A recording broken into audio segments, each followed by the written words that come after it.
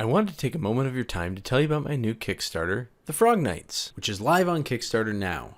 These Knights of Vaulting Valor leap into action alongside the Gnome Guard to help thwart the Goblin Menace. There are 3 types of Frog Knights: the Chivalrous Gallants, the Mighty Croakers, and Frog Knights in Training, the Tadpoleman. Just click the link in the description below and add these guys to your collection. Alright, it's time to get sculpting.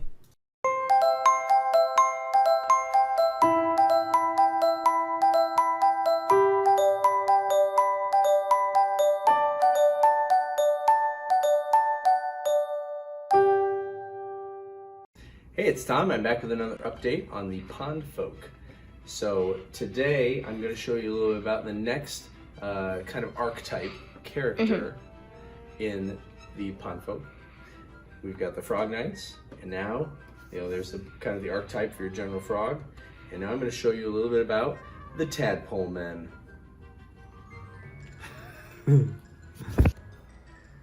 All right, so here we have the Tadpoleman. You can see here that he is just a pinch shorter than the Frog Knight. There's Frogsworth and the Goblin. Bonesworth. Here for scale. I'll show you a little bit about the process I went through to get here. Because one of the things that's interesting about them, and I'm not 100% sure if I'm going to keep this, but I really want to, is they actually have little tails still. So they're still Tadpolemen. Did I say that? Tadlets. Yeah. So, and they're called that because they're polemen. They'll have little spears or halberds or something like that. I thought it was a funny. Or harpoons. Yeah, harpoons. That's a good idea.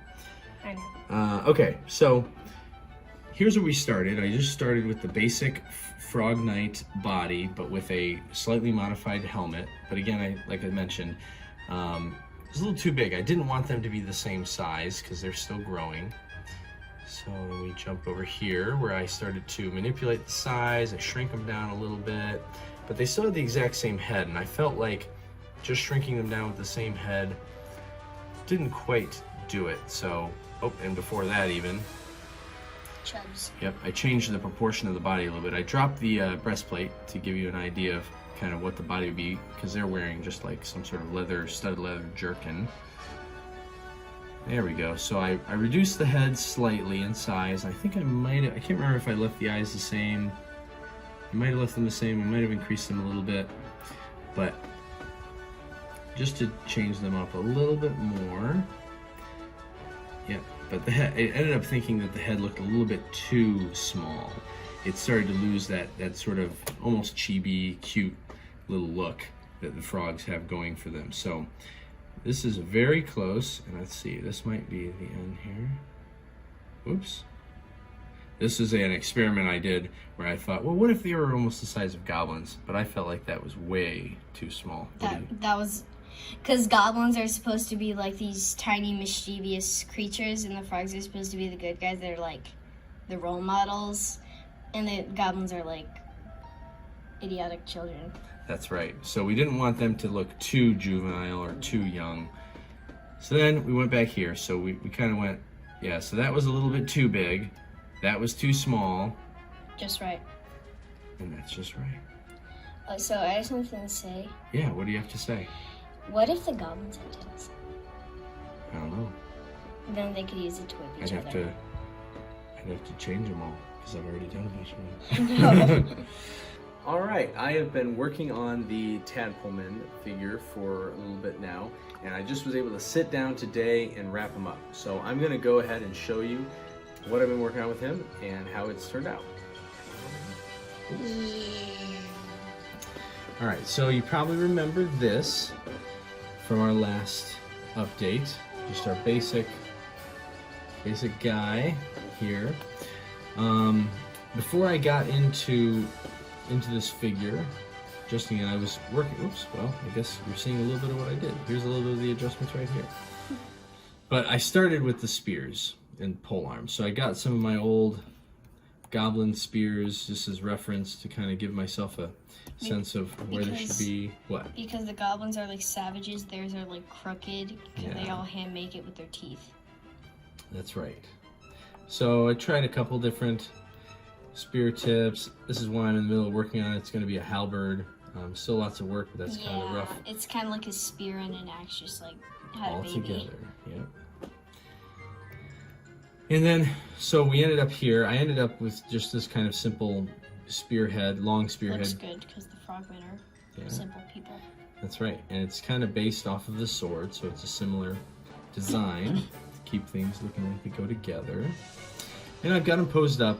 Now, it's a very simple pose, you might notice. It's basically my main T pose, just with a little bit of adjustments to the arms and to the feet, as you'll see in a minute. I'll get to the tail. So here's a little bit of adjustment, pulled it in a little closer. As you can see right now, in order to have a tab, it would have to go at an angle here.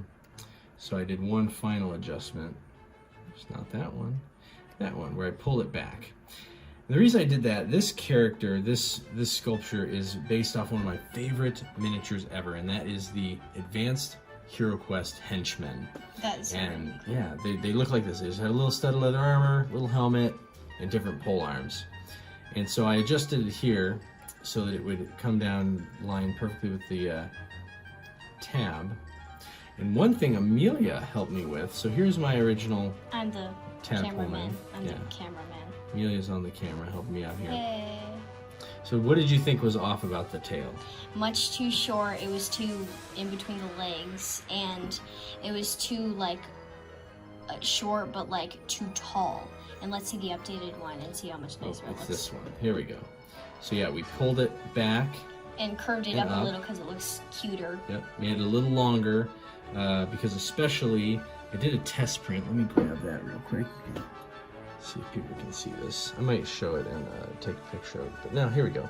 Yeah. So it looks, we're really zoomed in. You can barely notice it. Like, if it was like this, you could barely notice it, like it was just a part of the armor. But if you actually looked, that was the problem because it was so tiny, you could barely notice it. Yep, it was very hard to see. So we have that fixed and enlarged. Got the little details on his pants. Gave a little bit of detail on the studded leather armor. I like the little crease you put in that. It looks like it's actually he's actually holding the spear, and he's not like this perfect statue. Like it looks like a real living thing instead of a statue. That's like super perfect. Awesome. Well, that's one thing I try to do. Even when I have characters standing in a very plain, boring pose, I try and do just a little things within the figure to make them look a little more dynamic. So even little touches like turning the feet so they're not exactly symmetrical. That's the good thing. All right. Well, that's the update. The first Tadpoleman is done. Till next time. Whoa, that's too close. Keep sculpting.